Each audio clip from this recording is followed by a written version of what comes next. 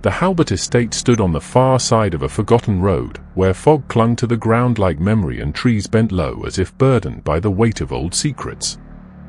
No one in the nearby town of Rensfield spoke of it willingly, though its silhouette could be seen from nearly every hillside, an immense, rotting house with too many windows and a roofline that seemed to slant toward the earth, as if bowing in perpetual mourning. Clara Voss had driven nearly 8 hours through rain and wind to reach the far edge of Rensfield County, where the asphalt thinned into a ribbon of cracked earth and the world seemed to fold inward on itself. The road grew narrower with every mile, hemmed in by towering trees whose branches locked together like ribs, shutting out the daylight. Her car's headlights barely pierced the mist, casting pale beams across the gnarled trunks that lined her path. The air carried a faint metallic tang, the kind that precedes a storm or lingers near old graves. She rolled down her window for a moment, and the silence that poured in was absolute. No birds, no insects, just the slow hum of her idling engine and the steady rhythm of her heartbeat. Somewhere beyond that silence, she knew, waited the Halbert estate, the place she had crossed half the state to find. Her fascination with the Halberts had begun as a curiosity, a footnote in a forgotten genealogy text she had stumbled upon while researching Victorian death rituals. The entry was small, almost dismissive, describing the Halberts as a reclusive family of undertakers whose methods were considered unorthodox by local standards. What caught her attention was the margin note, scrawled in a different hand, *, they never buried their dead.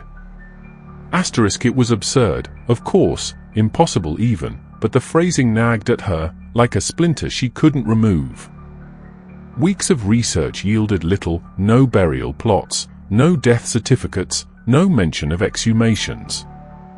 Just a house, a name, and a trail of silence stretching back more than a century.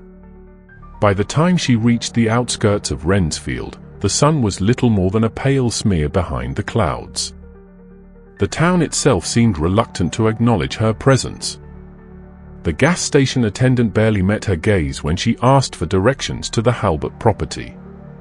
"You don't want to go out there," he said, voice tight, as if the words themselves might summon something.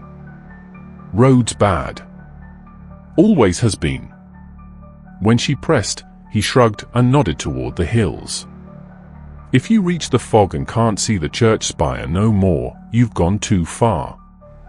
Then, almost as an afterthought, he added, "Nobody's lived there since before my grandfather's time. Best to let the house keep to itself." Clara thanked him, though his unease clung to her as she drove on. The landscape changed gradually, fields giving way to thick woodland and stagnant pools of water that reflected the dull grey sky. Her tires crunched over gravel, then dirt, until finally the road seemed to dissolve beneath her wheels. When she stopped to check the map, she realized the GPS signal had long since vanished. She was alone, utterly, unnervingly alone. But that had always been part of the allure. Folklore demanded isolation. The truth hid best where no one thought to look. She first saw the house through the fog, a dark, angular shape rising from the hills, its form half swallowed by the mist. It was larger than she'd expected, sprawling across the slope like a carcass left to rot. The roofline sagged in the middle, and a crooked weather vane spun lazily against the wind. Windows, too many of them, far too many, stared blankly into the void. The closer she came, the more the house seemed to shift, its proportions subtly wrong, as if it had been built according to a geometry not meant for human eyes. She parked at the edge of the overgrown drive and stepped out, gravel crunching under her boots. The air felt thick, heavy with moisture and something else she couldn't quite name. It wasn't rot exactly, there was no odor of decay, but rather an oppressive stillness, a pressure that settled on her chest. The fog clung to her coat and hair, curling around her face like a living thing. Through it, the house loomed larger, its details sharpening, flaking paint, shattered shutters, ivy crawling up the stone walls in black-veined patterns. The front door stood slightly ajar, swaying with a faint, rhythmic creak. Clara hesitated at the gate. For a moment she thought she saw movement in one of the upstairs windows, a flicker of light, quick and uncertain, like a candle catching breath. But when she blinked, it was gone. She told herself it was nothing more than reflection, a trick of the mist. The rational mind seeks patterns even in madness, and Clara had spent her career balancing between belief and skepticism. Folklore was a mirror, she often said in lectures. It showed us what we feared most about ourselves. Yet as she stood before the Halbert estate, notebook trembling in her hand, she wondered if some mirrors reflected too much.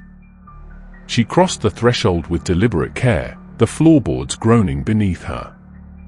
Inside, the temperature dropped sharply, enough for her breath to bloom white in the air. Dust floated through the beam of her flashlight like falling ash.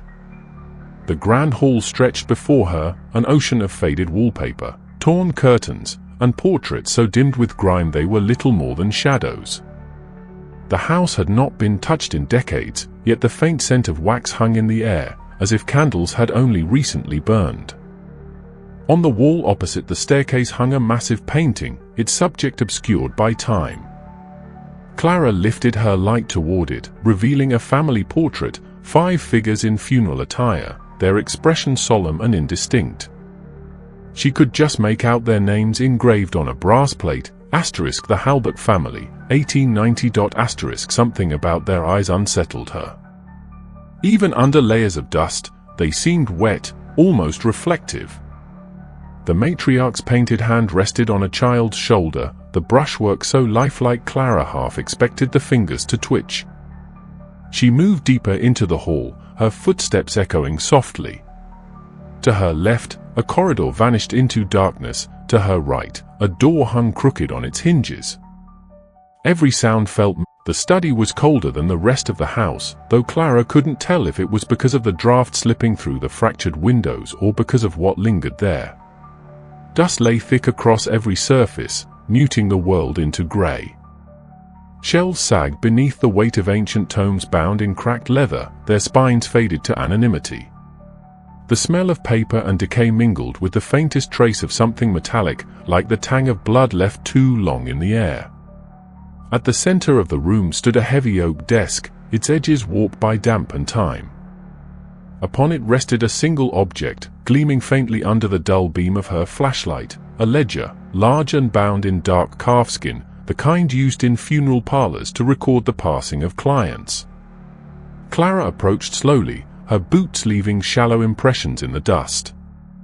Her heart drummed with a mix of curiosity and dread.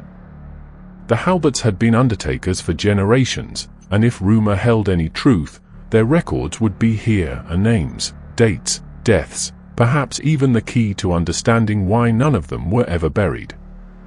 She ran her gloved fingers over the cover, tracing the embossed initials, *H.F.H. Halbert Family Holdings. The leather was oddly supple, as though the book had been handled recently. She hesitated before opening it, feeling the subtle vibration of the house through her fingertips, a soft tremor like the thrum of something alive. The first page was neat, meticulously written in looping calligraphy. *Harold Halbert, deceased, February 18, 1892. The next line noted the cause of death, pulmonary failure, age 67. The handwriting was elegant, almost reverent. But the space where the burial site should have been listed was blank. No plot number, no cemetery name. Just an empty line. The next entry was the same, Lillian Halbert, June 9, 1903. Cardiac arrest. Again, no burial information. Then Peter Halbert, 1916. Eleanor Halbert, 1933. Simon Halbert, 1954. The pattern never changed. Every death recorded, none buried. Each entry faded gradually from the black of wet ink to the brown of dried blood. Clara's breath fogged the air as she turned the pages, faster now, each one confirming the impossibility of what she'd read. There were dozens of entries, perhaps hundreds, each belonging to a Halbert, each carefully noted and yet incomplete. The last few pages were written in a hand that trembled, the letters sprawling unevenly across the paper. The ink looked fresher here, darker, as if only recently set. She ran the tip of her finger along one of the names and felt a tacky residue cling to her glove. It couldn't be, she thought. Ink didn't stay wet for a century. A faint sound made her freeze, a soft shuffle, somewhere behind her. She turned quickly, the beam of her flashlight sweeping across the room. The shadows shifted, long and deep, stretching across the floorboards like veins. The shelves were still. The chair in the corner hadn't moved. Yet the feeling of being watched pressed in on her, so palpable she could almost hear the weight of unseen eyes. She swallowed hard and turned back to the ledger, trying to focus. She'd document it, she told herself. Record everything and analyze later. That was the rational thing to do. But when she looked again, something had changed. A fresh page had been turned, though she hadn't touched it. The new entry at the top was written in the same hand as the others, but the ink glistened wet and black. Asterisk Clara Voss, arrival pending. Asterisk. She blinked hard, her pulse quickening. For a long moment, she stared at the words, waiting for them to rearrange themselves into sense. But they remained as they were, the letters curling elegantly across the page, final and deliberate.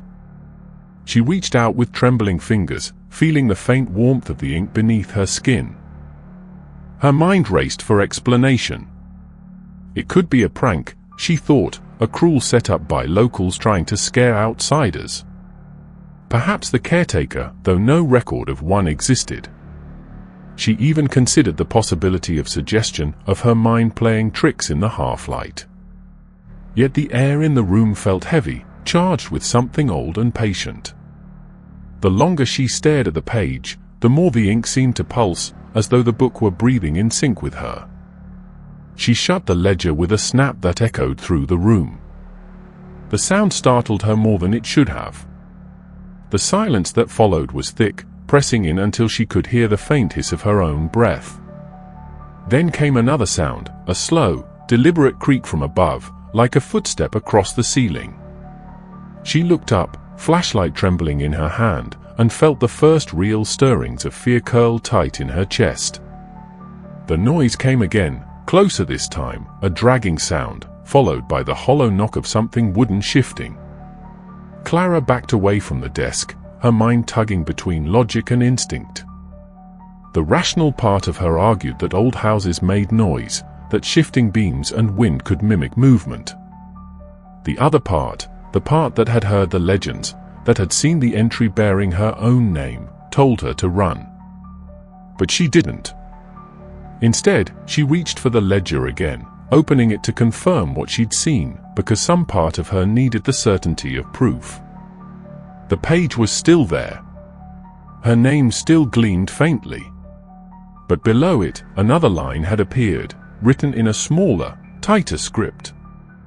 Asterisk status, inside. Asterisk. The words blurred for a moment as her pulse surged.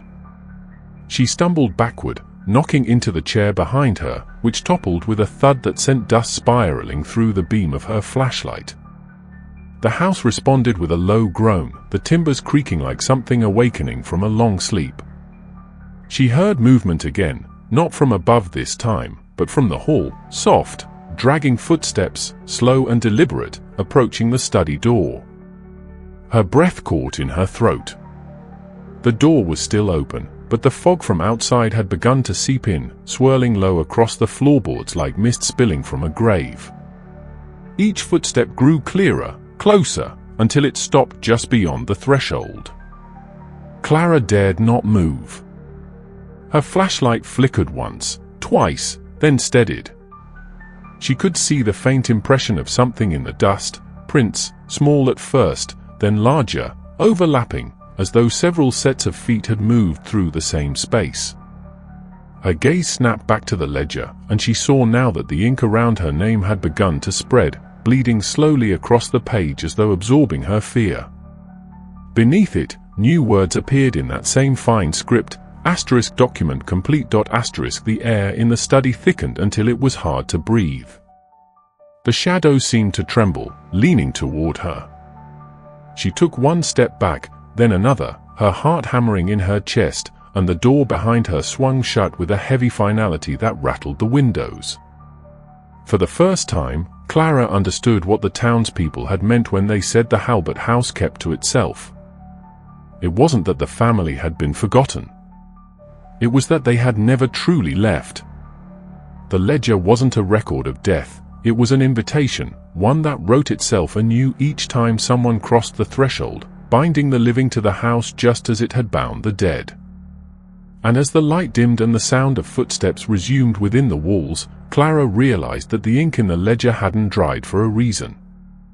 It was waiting. That night, the house began to breathe. It started subtly, a low, almost imperceptible rhythm that Clara mistook for the sigh of wind through broken shutters. But as the hours deepened and the fog thickened around the Halbert estate, the sound grew unmistakable, a slow, deliberate inhalation that seemed to come from within the walls themselves. The air moved in strange ways, pressing inward, exhaling again with a faint whisper that made the drapes stir even when the windows were closed. Clara lay awake on the faded couch in what had once been the drawing room, a recorder still running on the table beside her. The house creaked in long, measured intervals, as if every beam and board was expanding and contracting in unison, alive with the memory of what it had once contained. She had tried to sleep, but sleep refused to come. Every time her eyes drifted shut, a new sound emerged, the clink of metal from somewhere below, the faint shuffle of movement on the stairs, the whisper of something brushing against the walls. The air was damp, thick enough to taste, and carried with it a faint sweetness she couldn't place, like wilted flowers left too long beside a coffin. When she sat up, the darkness shifted around her, settling again as though disturbed. She checked the time, 2:47 a.m., and for a moment, she thought she heard the ticking of a clock. But there were no clocks in the house. She had checked. Her flashlight had begun to dim, the beam flickering weakly against the far wall. As she turned it toward the staircase, the portraits lining the corridor caught the light. She'd passed them earlier in the day, half expecting to find her reflection in their glass frames, but now they seemed sharper, more defined. The eyes, dark, painted centuries ago, glinted with a strange vitality. Some appeared to have shifted position slightly, angled more directly toward where she sat today. She told herself it was the failing light, the distortion of shadows. Yet when she looked away and then back, the sensation persisted. The faces were watching her. Not metaphorically, not in the way art can sometimes feel alive, but with the silent attention of something that recognized her presence. Clara rose slowly, every movement deliberate. Her muscles ached from the cold, and the floorboards beneath her groaned with each step. She held the flashlight steady, sweeping its beam across the portraits. There were a dozen of them at least, men and women in black attire, their expression solemn, their eyes painted with uncanny precision. A few had faces so realistic that she could almost see moisture on the lips, the faint glimmer of life trapped beneath the varnish. One portrait near the end of the hallway stopped her entirely, a girl, perhaps 12 or 13, wearing a white dress stained faintly at the hem. Her eyes were the palest blue Clara had ever seen, but it was the mouth that drew her attention. The faintest hint of a smile, almost imperceptible, had not been there earlier. She turned away, her throat tightening. The sound of the house's breathing had deepened, now resonating like a slow heartbeat through the floor. She followed it down the hall, her recorder still in her hand. Third observation, she whispered into it, her voice barely audible. The structure appears to produce low-frequency vibrations, possibly due to wind pressure or foundation settling. However, the pattern resembles respiration rather than random movement. Even as she spoke, she could hear her own uncertainty bleed through the words. Her rational explanations were wearing thin. When she reached the base of the grand staircase, the air grew colder. She could see her breath again, rising in ghostly plumes. Somewhere above, a faint tapping resumed, the same slow rhythm she had heard earlier that day, like fingers against a wall. She tilted the light upward, catching glimpses of the upper landing. The banister cast long shadows that stretched toward her like reaching arms. Then, without warning, a door slammed somewhere on the second floor. The sound echoed through the house, loud enough to make her flinch. She listened, heart pounding, waiting for it to come again. Silence. Then the slow creak of the floorboards above her, deliberate, one step at a time. She took a cautious step backward, her mind racing through every logical explanation she could summon. The structure was old. It shifted with temperature. Wood contracted. Foundations moved. And yet, deep down, she knew the house was not settling, it was stirring. The breathing grew louder, almost audible now, an undercurrent beneath every sound. It came from the walls, the floors, the ceilings, all at once. The wallpaper fluttered slightly as though the plaster beneath it exhaled. Her pulse quickened. Every instinct urged her to leave, to run through the fog until the house disappeared behind her. But something, curiosity, pride, the need to understand, anchored her in place. She climbed the stairs. Each step groaned under her weight, the sound echoing through the empty halls like a heartbeat in a tomb. When she reached the landing, she could see that several of the portraits had followed her here, smaller versions of the same family, the same faces repeating across generations. The candle holders along the wall were unlit, yet she noticed faint scorch marks beneath them, as if they had been burning recently. The air smelled faintly of melted wax. She passed the door that had slammed earlier, now slightly ajar, and hesitated. A cold draft slipped through the gap, carrying with it a whisper so soft she thought it might be her imagination. "Stay," it said. Or maybe it was just the hiss of air through the frame. She couldn't be sure. She pushed the door open. The room beyond was a nursery, small, with a cracked mirror on one wall and a cradle in the center, draped with a moth-eaten blanket. The air inside was colder still, heavy enough to make her eyes water. Her flashlight flickered, and for one brief moment, she thought she saw movement within the mirror, a faint shimmer, like the outline of a figure standing just behind her. When she turned, the doorway was empty. The room was silent. Yet when she looked back at the mirror, a single handprint bloomed across the glass, pale and perfect, as if pressed from the other side. Her recorder crackled suddenly in her pocket. Static, faint at first, then clearer, a low voice whispering beneath the noise, so soft she could barely distinguish the words. She brought it close to her ear. "Don't leave us," it said, the tone almost pleading. The voice was neither male nor female but carried the hollow resonance of something that had forgotten its own body. Her grip on the recorder tightened as the static intensified, filling the room with a shrill hum. The cradle began to rock gently, the blanket stirring as if caught in a breeze that did not exist. Clara stumbled backward, slamming into the door frame. The hum stopped instantly. The silence that followed was total. She stood there, gasping, the beam of her flashlight trembling over the cradle. The house seemed to listen again, every inch of it waiting for her next move. When she stepped back into the hall, she noticed the portraits had changed once more. The faces were all turned toward her now, their painted eyes wide and gleaming. One of them, a woman with hair the color of ash, had her mouth slightly open, as though about to speak. The house exhaled again, slow and deep, and the lights of her flashlight died completely. In the darkness that followed, Clara could hear it clearly at last, the steady rhythm of breathing, not her own, rising from every wall and floorboard around her, as if the house itself was alive and aware of her presence, and with every breath it took, it drew her further into its lungs. The stairs to the cellar were steep and narrow, swallowed by darkness that no amount of light seemed to penetrate. Clara stood at the top, staring into the abyss below, the beam of her flashlight trembling in her hand.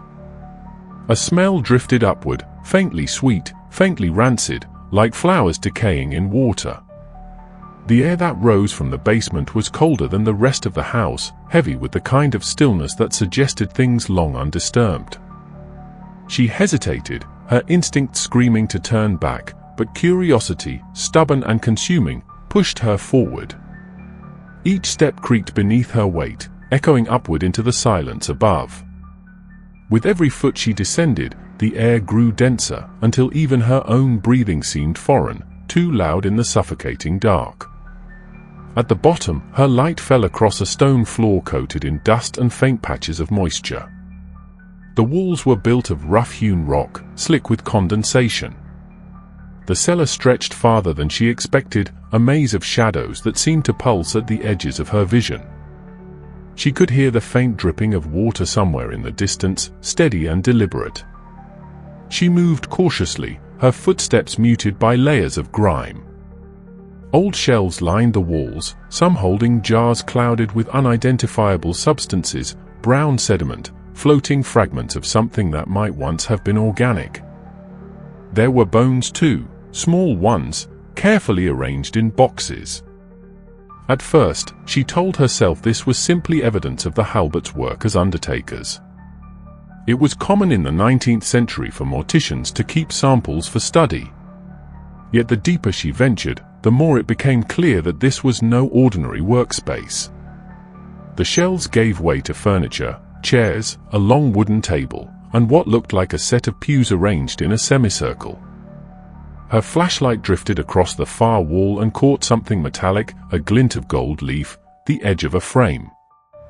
She stepped closer, heart pounding. The light revealed a mirror, tall and cracked, positioned directly behind the table. For a moment, she thought she saw figures reflected there, faint and blurred, seated where the chairs stood empty. But when she turned, the chairs were vacant, the dust undisturbed. The reflection, however, still showed movement, a flicker, the shifting of shadows that suggested more than emptiness. The smell grew stronger as she advanced, and she noticed something strange about the air. It seemed thicker here, almost tangible, as if she were wading through a liquid atmosphere. Her light swept across the length of the table and caught a shape at the far end, then another. Her breath faltered.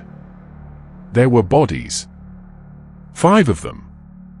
Seated upright around the table as though caught mid-conversation, their faces pale and waxen, their hands folded neatly before them. For a moment, she thought they might be effigies, sculpted memorials, until she saw the faint glint of moisture in their eyes. Their skin was not painted, it was preserved. Clara's first reaction was disbelief. It was impossible. These people, these corpses, showed no signs of rot. Their clothes, though faded, were intact. A man at the head of the table wore a dark suit and bow tie, his posture unnaturally straight. Beside him, a woman in a lace gown sat with her head slightly bowed, as though listening. 3 others completed the circle, a younger man, an older woman, and a child whose small hands clutched a broken doll. Each figure was eerily lifelike, their features frozen in expressions that suggested neither peace nor pain, but something between, a watchfulness, as though they might stir at any moment. She stepped closer, unable to look away. The air was so cold now that her breath came in shallow bursts. She reached out a trembling hand toward the woman's face. Her gloved fingertips met flesh that yielded slightly under pressure, soft but not warm. There was no odor of decay, only that strange floral sweetness, cloying and thick. The woman's skin, though pale as bone, looked untouched by time. Clara recoiled, heart hammering. She stumbled back, bumping into one of the chairs, which rocked gently before settling. The faintest creak escaped it, a sound that should have been swallowed by the air, but instead seemed amplified, echoing through the cellar like a sigh. She realized then what she was looking at. The Halberts were all here. Not buried, not gone, but seated in eternal vigil around their table, their bodies preserved in some unholy defiance of decay. The family that had kept itself. She thought of the ledger upstairs, the blank burial lines, the fresh ink, the entry marked with her own name. A wave of nausea rose in her throat. It wasn't just superstition, it was truth, grotesque and deliberate. They had never buried their dead because their dead had never truly left. Her flashlight flickered once, then steadied. The beam fell on the empty chair at the head of the table. Every other chair was occupied. Only that one remained vacant. She felt a sudden pull toward it, a magnetic pressure that seemed to draw her nearer. The air vibrated faintly, and she heard it, the whisper of movement, the faintest scrape of cloth against wood. Her light trembled as she swept it across the figures again. The child's head had turned slightly. She was certain of it. The angle of the gaze had shifted, now directed squarely at the empty chair. Clara's knees weakened. Her hand tightened around the flashlight, knuckles whitening. The man at the table's head had his hand raised now, ever so slightly, palm extended as if in invitation. Her breath came shallow and fast. The cellar seemed to hum, low and steady, a resonance that crawled beneath her skin. She wanted to run but found herself rooted to the spot, transfixed by the impossible tableau before her. The air rippled faintly, the temperature dropping further until her fingers burned from the cold. The mirror behind the table began to cloud, its surface fogging as if someone were breathing against it from the other side. And then, through the mist, shapes began to form, figures, faint and spectral, rising from the reflection to stand behind the seated corpses. They were transparent, outlines of the same family, moving in slow unison with the bodies before them. Clara's recorder, still running in her pocket, began to emit static again, a low, pulsing sound that matched the rhythm of her racing heart. The whispers returned, not from the mirror this time but from everywhere at once, layered and indistinct, dozens of voices murmuring in broken cadence. She couldn't make out the words, only fragments: wait, stay, join. The mirror pulsed once, twice, the light within it flickering like a heartbeat. Then she saw her own reflection among them, standing beside the empty chair. The realization struck her with paralyzing clarity. The seat wasn't empty by chance, it was waiting. Every name in the ledger, every blank space where a burial should have been, every whisper in the halls pointed to this moment. The family didn't just preserve themselves, they preserved their circle, complete only when another joined. Her hand brushed against the table, and a jolt ran up her arm, not pain exactly but a deep, crawling cold that settled beneath her skin. One of the corpses turned its head fully now, the movement stiff and deliberate, eyes locking onto hers. The air pulsed once more, and the cellar exhaled. The candles on the walls, unlit for decades, flickered to life in unison, their flames steady and blood-red. Shadows stretched long across the stone floor, merging into one. Clara staggered back, her breath shattering the silence. The family was awake. Their vigil had ended, and the circle had one seat left to fill. The clock struck midnight, though Clara never saw a clock in the house. The sound came from everywhere and nowhere at once, a heavy, resonant toll that vibrated through the floorboards, echoing in her bones. The candles in the cellar guttered and flared, their crimson flames stretching long and thin as if pulled by invisible breath. Clara stumbled backward, the beam of her flashlight skittering across the preserved faces of the Halberts, each one glistening faintly as though a thin sheen of moisture had formed upon their waxen skin. The air had changed again, thicker now, pressing in from all sides. Every shadow felt animate, every whisper purposeful. She could no longer tell where the boundaries of the room ended and the dark began. Her pulse hammered in her ears, drowning out reason. She turned toward the stairs, desperate to reach the surface, to breathe air that hadn't been trapped in this tomb of memory for over a century. But as she moved, a sound rose behind her, soft, deliberate, and synchronized. Chairs scraping against stone. The sound of people standing. She froze mid-step, her light trembling in her grasp. Slowly, unwillingly, she turned. The Halberts were no longer seated.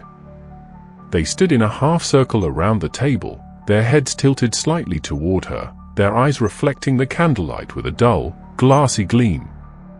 The child's broken doll hung from one limp hand, its porcelain face cracked, mirroring the faint fracture spreading across the mirror behind them. Her throat closed, words catching before they could form. The air was so cold that her breath came out in thick clouds. For a moment, no one moved. The family stood silently, a tableau of impossible preservation, frozen in reverence or expectation.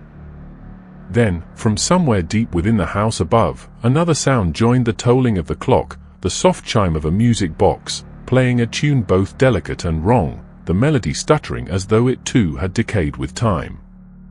The notes trickled down through the ceiling, merging with the whispering voices that never seemed to stop. Clara, one of those voices said. Clear this time. Singular. It spoke her name not as a question, but as recognition. The sound came from the mirror. The fog upon its surface swirled and parted, and for a moment she saw the reflection of the cellar as it should have been, empty, silent, dead. Then the image shifted, and standing among the reflected figures of the Halberts was herself, seated in the once empty chair. Her reflection smiled faintly, its movements a heartbeat behind her own, and its eyes, her eyes, were no longer brown, but a deep, lifeless grey. The room swayed. She staggered back, the world spinning around her in thick, muffled waves. Her body felt detached, as though gravity had loosened its hold. Every instinct screamed at her to run, to get out before the house finished whatever it had begun. But the stairs behind her were gone. Where there should have been steps, there was only darkness, a solid, endless wall of black. She turned again, but the cellar no longer looked like the cellar. The ceiling stretched impossibly high, the candles taller, their flames elongated like tendrils reaching down toward her. The Halberts had moved closer, their forms wavering between flesh and something more spectral. She stumbled toward the center of the room, clutching the recorder in her hand as though it might anchor her to reality. Her voice cracked as she spoke into it. This is Clara Voss. There's movement. The family, preserved, no, they're standing now. The atmosphere, the recorder hissed, cutting her off with a burst of static. Then, through the static, her own voice replied. You shouldn't have come, Clara. The words were her own, distorted but unmistakable. She dropped the device, its red light blinking rapidly on the floor. The voice continued to speak, overlapping itself, each word echoing from a different corner of the room. You shouldn't have come. You shouldn't have come. You shouldn't have come. The whispering swelled into a low hum that vibrated through her ribs. The Halberts' faces began to change, skin tightening, lips curling into faint smiles, eyes rolling upward until only the whites showed. The child moved first, stepping forward with slow, jerky motions, the doll dragging against the stone floor. The others followed, their movements synchronized, deliberate, as though reenacting a ceremony long rehearsed. Clara backed away, but each step she took only seemed to bring her closer to them. The cellar had become a loop of space, folding in on itself. The mirror at the far end flickered, its surface alive with light, the reflection inside no longer bound by her movements. Her reflection rose from the chair, stepping forward, leaving the glass entirely. It was her, and it wasn't. The thing that emerged had her face, her hands, her voice, but its expression was calm, almost gentle, the serenity of something that no longer needed to breathe. It looked at her with a strange tenderness, and when it spoke, the words came not from its mouth but from the house itself. "The circle must remain," it said softly. "We keep what is ours." Behind the reflection, the halberds moved in perfect silence, forming a semicircle around both of them. Their preserved bodies no longer seemed to hold shape. They were collapsing into shadows, into outlines of figures that pulsed faintly with a dull, inner glow. Clara tried to scream, but the sound lodged in her throat. Her duplicate extended a hand toward her, palm open, the gesture both welcoming and final. The walls shuddered, the candles flared, and the mirror began to crack, splitting down the center with a sharp, ringing sound that drowned out even the music box. The reflection's hand reached through the fracture, fingers shimmering with a strange translucence, and brushed against her own. The contact was like ice and fire at once, painful, consuming. The air was pulled from her lungs, her vision narrowing as the hum grew deafening. The last thing she saw before the darkness took her was her own reflection smiling, stepping fully into her body as the other figures bowed their heads. When Clara's eyes opened again, she was seated at the table. The air was still. The candles had burned down to stubs, their smoke curling upward like thin black ribbons.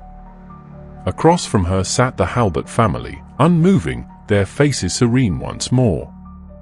The mirror was whole again, and in its reflection, she saw them all as they had been before, motionless, preserved, eternal. Her hands rested neatly in her lap.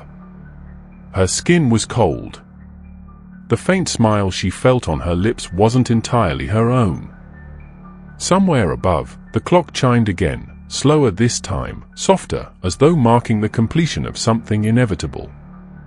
The house was quiet now, its breathing subdued to a whisper. Outside, the fog pressed close to the windows, wrapping the structure in an unbroken shroud. Upstairs, on the desk in the study, the ledger lay open to a new page. The ink was fresh, dark, and still glistening.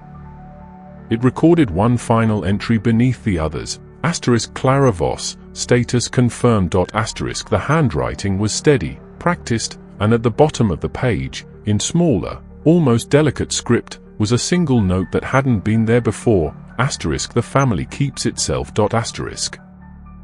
And as the last candle flickered and went out, the silence deepened, vast and content, as though the house had finally drawn its full breath and settled into sleep once more, the circle now complete.